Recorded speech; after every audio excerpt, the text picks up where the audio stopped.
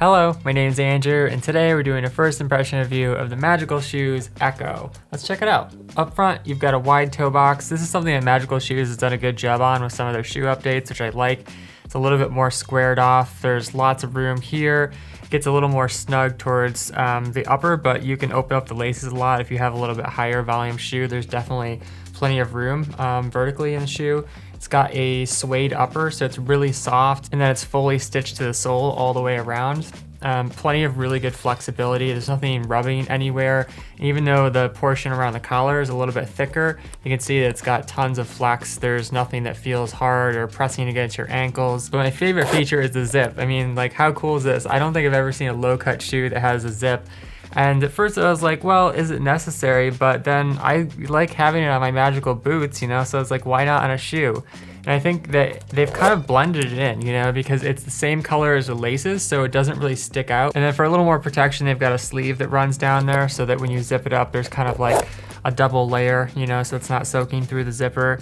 In terms of water resistance, it is suede and it is fairly thin, you know, so the breathability is really good. It'll resist some water, it'll resist, you know, a little bit of rain, some light puddles and stuff like that. But if you were taking it into like a downpour or really muddy conditions, then it could definitely soak through. Although you can treat it with leather product like any other leather shoe, and Magical Shoes does sell some on their website. In the back, you've got some nice heel reinforcement as well as up on the top. And then inside the shoe, it's lined with leather. It's really soft, so I found these to be very comfortable wearing barefoot. But if you want to keep them clean, you can always use a pair of Injinji toe socks, which are kind of nice because they spread out your toes just a little bit and get some circulation going in there. Like I mentioned, there's also some padding around here, and this is kind of nice for heel lock, you know, especially if you're going to wear them barefoot. It's important to have that extra padding here so that your heel's not slipping up and down. But even so, it's, you know, it's nice for sliding in because leather has a little bit of a softer, smoother feel, but it's got enough texture there, you know, where you're not slipping around. And then also it's hard to see because of the heel lock, but there's actually extra portion around here where they've double layered the leather just for a little bit of extra protection, because that's one place in a shoe that can wear out. In terms of the sole, it's 6.5 millimeters like Magical Shoes' other soles, but this is actually the Trek, so it's a little bit different in terms of the lug pattern. Still a lot of really good flexibility, but the color is really interesting. I remember when I first took these out of the box and then I like flipped them over, and it was so bright that I actually like dropped them because I thought that the shoe was like on fire or a radiator or something, you know, because it looks really warm. So I think it's kind of a cool color choice. I've never seen anyone do a sole like this before, but it makes sense for, you know, cooler, colder days because it kind of like warms you up visually. But anyways, back to the tread pattern, they've done a zigzag with this, and it's a little bit deeper than some of the other Magical Shoes, the tread that they have. And so you get more grip on trails, and you also get a little bit more separation from the ground. I think this might actually be a good shoe for longboarding. It kind of reminds me of the Splay Freestyle in terms of the thickness. You can hear it's got some good durability to it. And then because there's a wraparound sole here, it's just a little bit better in terms of water resistance compared to like the Alaskan, which I've tested, which is super flexible, even more so than this one. But it is nice to have that wraparound guard for going in puddles and dealing with slush and stuff like that. That said, I think the original Magical Shoes sole just had a little bit more agility and flexibility. And when you came down, it kind of had a softer roll where you can definitely feel the protection on this tread. So it just kind of comes down to what kind of terrain you need it for. If you're someone who's walking on gravel a lot, this would be a great option because I think it's just gonna wear a little bit better. Also, in terms of breathability, I've had really good luck with all leather lined shoes like the Echo. And like my Vivo Barefoot Ababas, for example, I can wear them in all season, you know, so it's got enough thickness where it can protect you, you know, maybe down to freezing as long as you got a pair of socks on. And then you can wear them in warmer weather as well, even barefoot, and the leather just kind of wicks moisture away from your body, which is great. If you're looking for a vegan option, this is the Mooky Shoes Duna, and it's also super flexible, but even lighter. It's like a feather. It's like basically wearing nothing at all.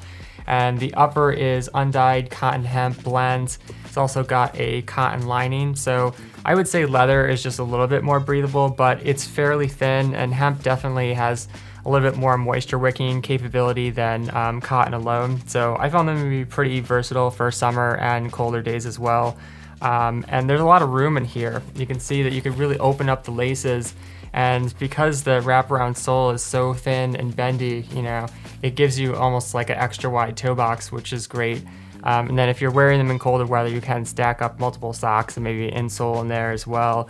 In terms of the toe box, definitely wide, a little bit wider than Magical shoes, I would say, but they're pretty similar. Mostly the difference is in the upper. I think there's just a little bit more material here to wrap around your foot. Also has a stitch sole, which is great for durability. And then the sole is 3.5 millimeters, so very thin.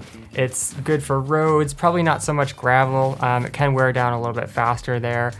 So definitely for urban terrain, it can work really well. And I like the grip on Mooky shoes. It has a nice non-slip tread, and it can resist a little bit of wear in terms of gravel just because the tread is a little bit more smooth. If you need higher water resistance, this is the Vivo Barefoot Gobi boot. It's kind of got like a lower to mid cut, but the leather is a little bit more sheen, so it sheds water very nicely. It's got a wide toe box. It doesn't have as much stretch as the other two options.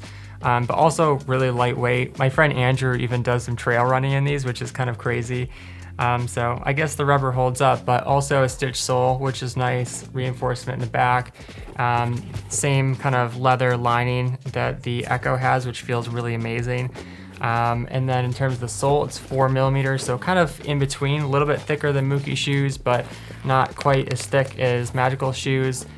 So it could do a little bit of gravel, but mostly for urban terrain. Finally, if you really like that zip design, but you just want something a bit warmer for winter, this is the Magical Shoes Alaskan. Also has the ability to open it way up, which is really convenient for slipping your foot in if you have, you know, extra pairs of socks and whatnot, but you still have the sneaker vibe up front, which is cool. It's got a nice wide toe box, lots of room here. A little bit more room than the Echo, I think, just because the materials are slightly softer, a little more bendy.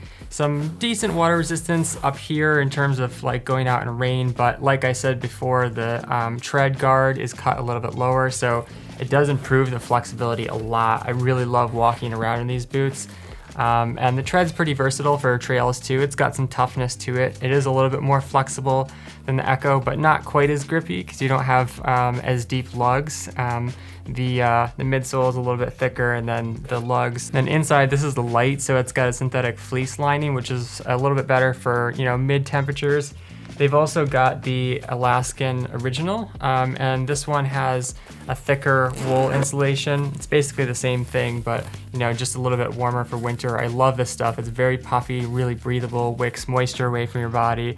The only difference with this one is that the toe box just at the very tip gets a little bit slim. They may update this boot in the future, but yeah, it's just something to note if you have super wide feet up front. But otherwise, a lot of really good volume, very comfortable, soft boot for urban terrain and trails. All right, so that's my first impression review of the Magical Shoes Echo and Friends, and I'll let you guys know how it goes in the long-term review. But in the meantime, if you'd like to support the channel, you can shop the referral links down below, browse and filter more products with the Shoe Finder tool at my website, barefootwear.org, or watch my zero drop transition video to learn more about barefooting. Finally, if you have a question about the Magical Shoes Echo or about barefoot shoes in general, let me know in the comments. Thanks for watching. Catch you next time.